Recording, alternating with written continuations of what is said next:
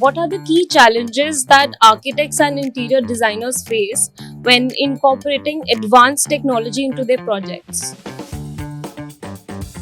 See, the three major things in any project, that is the client desirability, the business viability, and the technical feasibility. Hi everyone, welcome to our podcast. Today we have Mr. M.B. Ravi Kumar, partner and architect at Mandeville Designs Inc. and Honorable Secretary at Triple ID Delhi. So today we are going to talk about integrating advanced technology into modern architecture and interior design. Hi Mr. M.B. Ravi Hi, Kumar, how are you today? I'm good. How are you? Excellent. So, I want to start with knowing what are the key challenges that architects and interior designers face when incorporating advanced technology into their projects. Okay. Uh, See, the three major things in any project are people desirability, that is the client desirability, the business viability, and the technical feasibility. Yeah.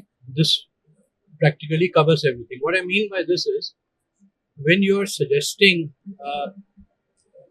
some technological or AI related stuff to your client, uh, you have to first do your homework. You should thoroughly study what you are going to suggest and not merely suggest. A lot of designers just suggest ki, do this, do that without knowing what it means, because only then will you be able to explain to the client, convince him about the ease of implementing that technology, the use of implementing that technology, and the costs involved.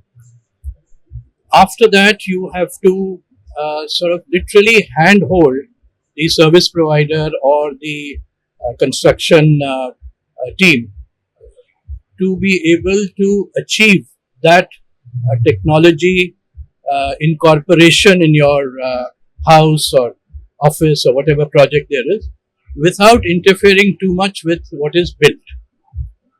Okay.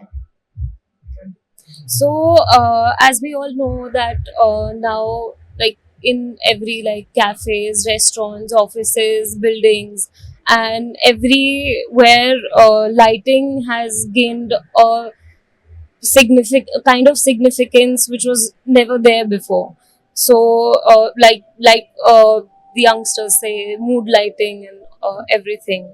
So how do architects think that how can smart lighting systems improve both aesthetics and energy efficiency of a space? Okay, the first thing to understand is it's not merely the quantity of light. In the earlier days, whenever we designed any space, be it a bedroom or a living room, we were asked what is the lux level that you are giving at a certain height. So that only meant quantity of light. It's a quality of light which is equally important. And a good marriage of quantity and quality of light will help in giving the right sort of ambience to the interiors and also help in reducing costs at various levels. Now, there are things like scheduling. Yeah. There are supposing you are all alone in your house, you are in your bedroom. You do not want the lights in the living room or the kitchen or the study to be on. Maybe you don't want it to be absolutely dark, because if it's after sunset, so uh, technology and AI can organize that, can sense uh, and schedule what times you will be where. If you come back from office at 7:30 or whatever time, uh, the technology should be able to sense where you are going to be, where you will be spending time, and schedule those things Yeah. from before. I'm sure, since humans are not sort of typecast into a certain kind of behavior only, there will be times when they'll be doing different things after at different times. So that much of flexibility needs to be there also. Scheduling is one. Then I would say uh, sensing the number of people in a place, occupancy sensing. So if there are less number of people in a space, you have less amount of light. If the number of people increase, the lights should the light uh, technology behind those lights should sense that and increase the light level, because the more number of people, the same light appears dimmer when there are Yeah. like if you're having a party or whatever. That is one thing. And the third point I think is uh, to be energy efficient, uh, one should use only LEDs. An LED light, I mean, let's say a 10-watt LED light is equivalent to more than 100 watts of the old incandescent light or a tube light. So one should use LED. Now, there was a time when LEDs used to only come in certain shape and certain wattage and certain kind of light. Now you have LEDs which are uh, very advanced. You get different kind of lighting. Mood lighting can be created with LEDs. Sharp lighting can be created with LEDs. Focused lighting. So a program should be made which can deal with all kinds of situations. Like if you have pictures in the house, that requires a kind of a focused light. If you are having a party, you need mood lighting, and if you are studying, you need a different kind of light. Correct. So I believe that you know I don't know to what extent that has been done as yet, but uh, very soon in the future, in the very near future, there will be technological developments, and AI will be able to organize all this for us, and thus giving you the correct kind of light and lux level in different spaces in the house while saving energy. The other thing which I think designers should do while not over relying on AI, they should also factor in daylight. The places where you get daylight, the different methods, the different tools by which daylight can also be controlled within a house. So during the daytime hours, you can minimize on artificial lighting Yeah. and electricity, and thus saving on energy. So, my next question for you will be: how can architects and interior designers ensure that technological installations are user friendly and accessible to all occupants? Okay. See, now what happens is typically in a family, there's always one person at least who is advanced in terms of technological or technical knowledge. Yeah. But his old father or mother or his younger sister and all may not be really conversant with that kind of technology. I mean, I'm saying this from a personal experience. So what we need to do is create systems wherein everybody can easily uh, get to that get to that uh, technology get to that technology in the sense that operate that technology. So there should be today most technology is very difficult to understand and operate. That's why, remember in the first question I said, as a designer your first job is to uh, teach.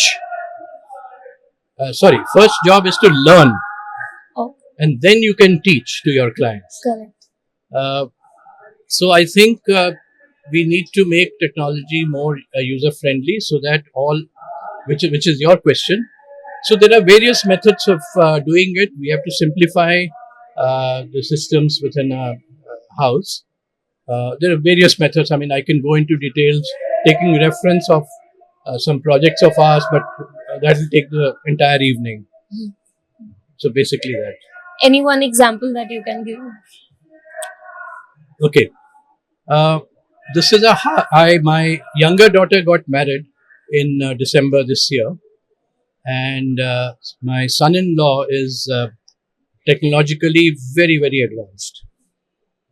So in their house, in their bedroom, he has managed to incorporate, apart from the usual Alexa and Google Home and all that, he's managed to install devices by which he can control the amount of light, not just from within the house, from sitting in Anywhere. another city also.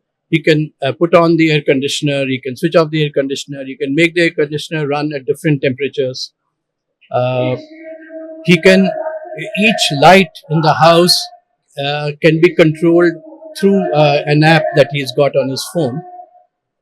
All this is great, excellent, brilliant. But the thing is, his parents also stay in the house sometimes, 6 months in a year. So to teach them this is extremely difficult. So I've been telling him, uh,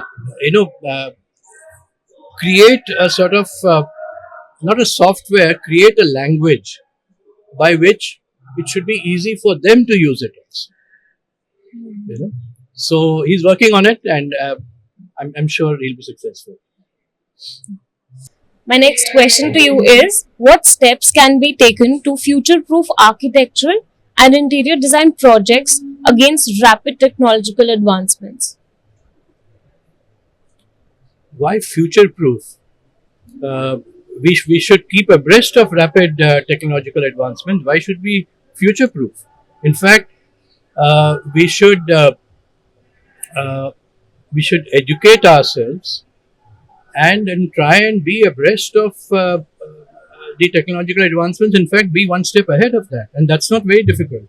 It's if people, especially designers, spend enough time and energy in trying to understand what AI has done. Like I was, mentioning in the during the panel discussion, for a lot of people, AI is something which people should be scared of.